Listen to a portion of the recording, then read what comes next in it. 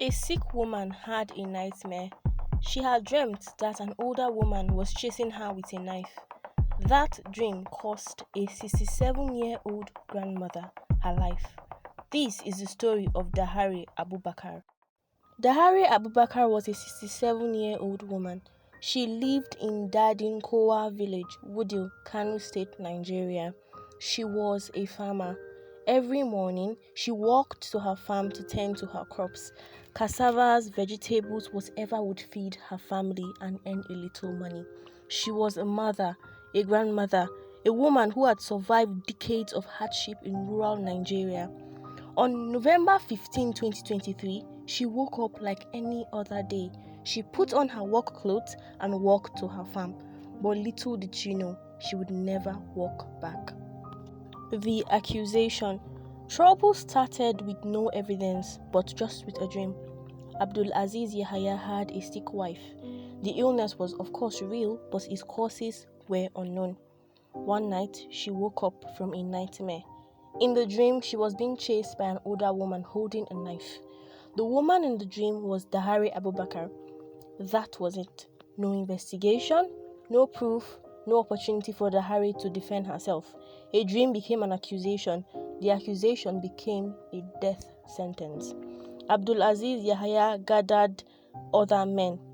Daluta Ibrahim, Faisal Yahaya, Ibrahim Abdul, and Ayuba Abdurrahman. They made a plan. They would confront the witch. They would make her pay. The killing. On the morning of November 15th, 2023, at approximately 8:30 a.m., Dahare Abubakar was on her farm. The 5 men approached her. They did not ask any questions. They did not even listen. They already decided she was a witch, that she was guilty.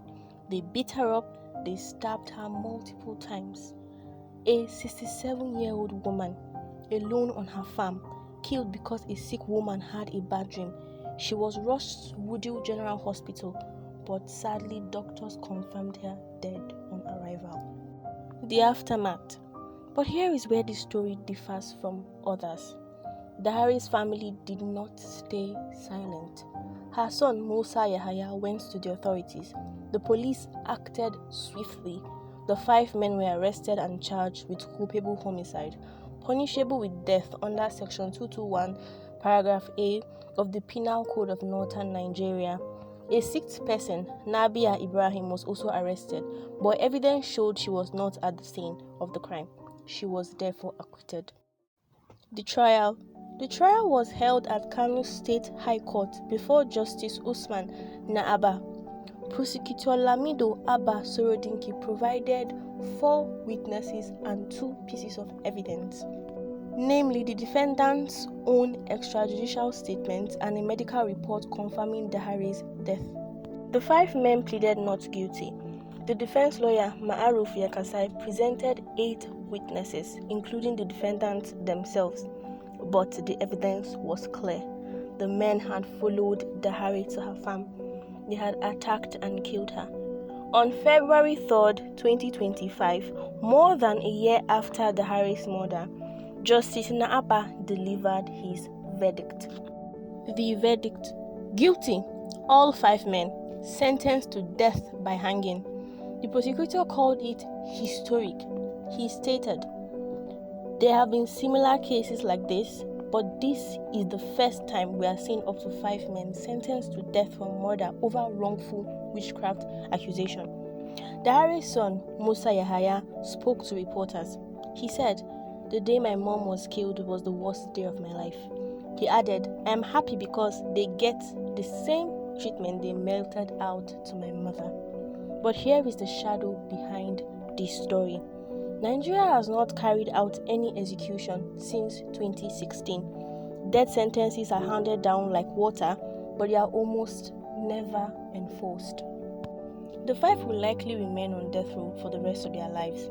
Not killed, not dead, but certainly not free. And their lawyer has already announced plans to appeal their case. So tell me, is this justice? The bigger picture. Dahare Abubakar is sadly not an isolated case. Across rural Nigeria and even in Africa, accusations of witchcraft had led to violence every year. In Kenya alone, there have been reports of elderly people being accused of witchcraft, attacked and then murdered. That was the case of 74-year-old Jefwa Tambala, who was attacked twice in his home. The first attack left him without an eye. The second one almost killed him.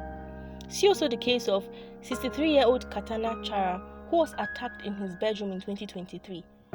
Both his hands were chopped off, leaving him to depend on others for basic needs. The government has laws against witchcraft accusations, but sadly, these laws go to nothing when a mob forms. This is shadows of the past, remembering those the world has forgotten.